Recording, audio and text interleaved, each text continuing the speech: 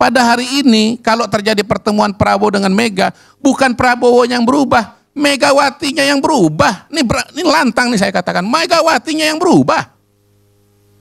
Mega yang kemudian realistis. Mari kita bahwa situasi Pak Rey, saya tadi tidak menghentikan Pak Rey bicara. Ya, ingin mempertegas dulu. Jadi rencana pertemuan ini menurut Kodari diminta dan diinisiasi oleh Ibu Mega, bukan oleh Prabowo. Saya nggak usah jawab itu, silakan diinterpretasikan ya. Saya tidak mengatakan siapa yang menginginkan dan memulai. Saya cuma mengatakan ya, kalau nanti pun terjadi yang menyesuaikan diri itu Ibu Mega, bukan Pak Prabowo, gitu ya. Alasannya apa? Ya kadang-kadang saya jelaskan, sebagian saya nggak jelaskan. Kalau Anda nggak ngerti ya salah Anda sendiri. Ya. Jadi pada hari ini dari mana ceritanya Pak Jokowi itu akan masuk penjara? Nggak ada ceritanya.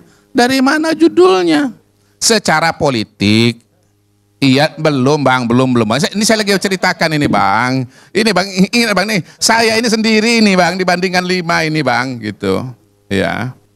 Jadi jatah saya ini sebetulnya 3 orang ini ngomong. Saya jujur agak terganggu dengan pernyataan saya sendiri banding 5. Sebab begini Bung Kodari, dari awal saya sudah menanyakan mengapa komposisi ini terjadi seperti ini. Faktanya kan memang saya sendiri. Iya, tetapi kalau Anda mengulang, gini loh Cip. Kalau Anda faktanya adalah dari 5 pembicara, ya saya cuma dari 6 pembicara saya cuma sendiri. Kalau Anda mengulang-ulang itu seolah-olah Pak Karni Ilyas enggak. Gini, saya cuma minta waktu dikasih bicara lebih banyak, jangan diberhentikan dulu. Jangan tiba-tiba buat framing dong. Bahwa seolah-olah yang 5 ini dalam setiap kita berbicara ini kita kasih framing. Anda jangan berpretensi, Anda tuh nggak kasih framing. Anda tuh framing luar biasa. Anda pembicara yang naif kalau Anda berbicara lalu mengatakan Anda nggak framing. Sejak dari awal saya sudah mengatakan. Oke, izin saya lanjutkan ya. Kenapa ini kok bisa gini. 5 ini seperti satu arus tapi satu tidak. Itu semua orang udah paham, udah jelas. Bung Karni sudah jawab. Oleh karena itu harus kita hargai juga upaya yang telah dilakukan oleh Bung Karni mengundang komposisi yang kita anggap lebih seimbang. Loh, Anda tuh baru lupa apa ya? Barusan saya yang paling depan menjelaskan kepada pemirsa kenapa komposisinya seperti ini.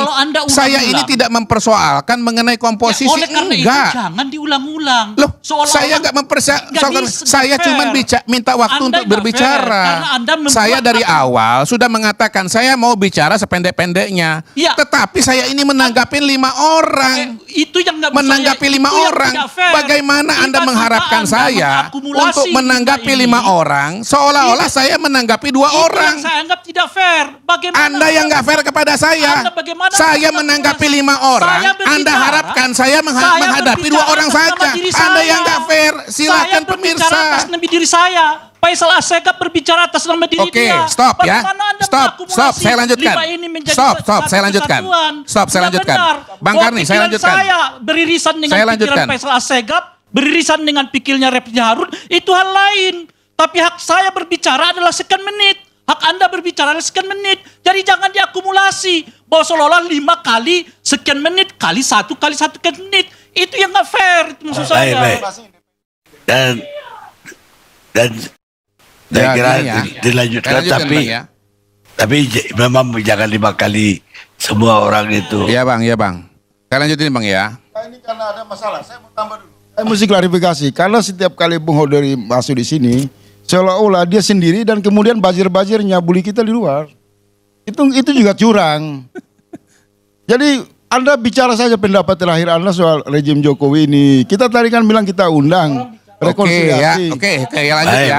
Jadi gini, Pak Jokowi akan menyelesaikan masa jabatannya, itu benar, ya, nggak salah. Saya nggak bantah itu. Tapi bahwa Pak Jokowi ini akan berakhir dengan baik, insya Allah. Ya, lepas nanti ada demo, ada pro kontra dan seterusnya. Itu 1. Ya. 2, mengenai Gibran. Siapa yang ngomong tadi? Dokter Tifa ya? Dia bilang apa, Gibran? Sakit juga. Gak apa tadi, apa dia sebut berapa ciri-ciri apa tadi? Yang diwawancara oleh Refli itu? Iya namanya orang lupa. Ya. Oke, satu apa? Lupa juga. Schizophrenia, 2. Ya. Oke, jadi dari Dokter Tifa itu pernah nggak periksa ini Bang ya, secara medis Gibran? Saya hakul yakin jawabannya enggak. Saya kan tadi kan Anda menyebut, makanya saya boleh komentar dong.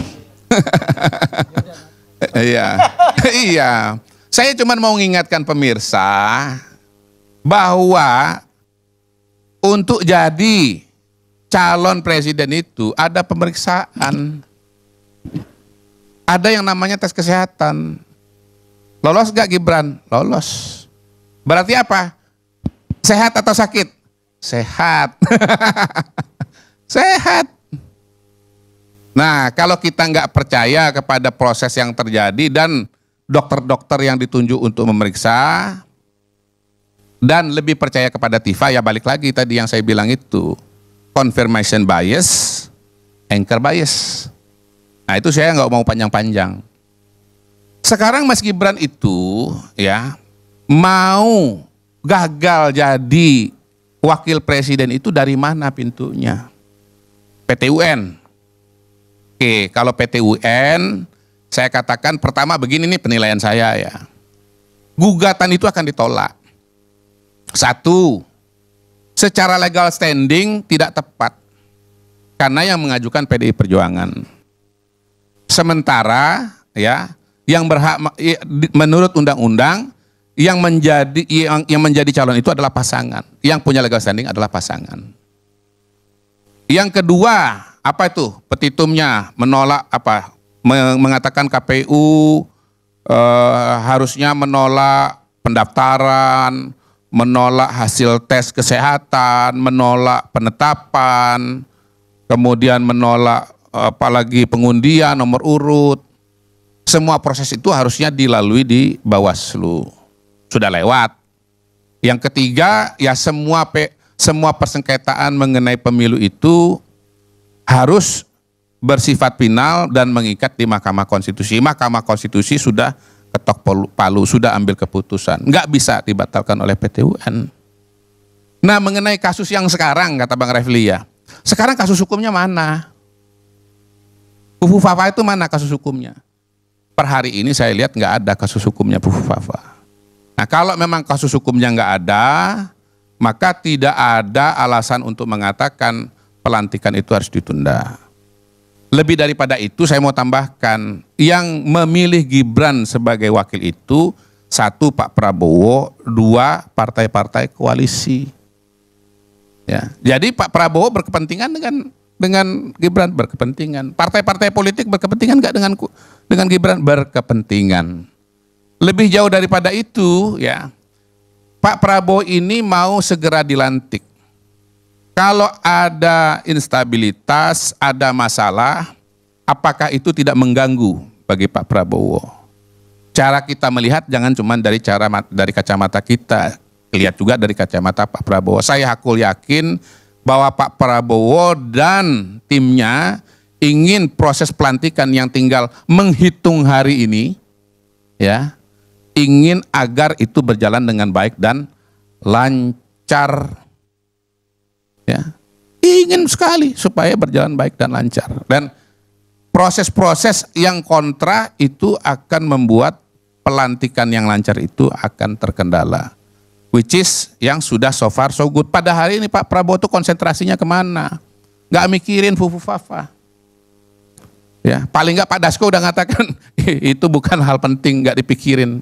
Yang jadi concern Pak Prabowo sekarang ini apa? Susunan kabinet, nama-nama menteri, nomenklatur kelembagaan. Itu yang jadi isi kepalanya Pak Prabowo.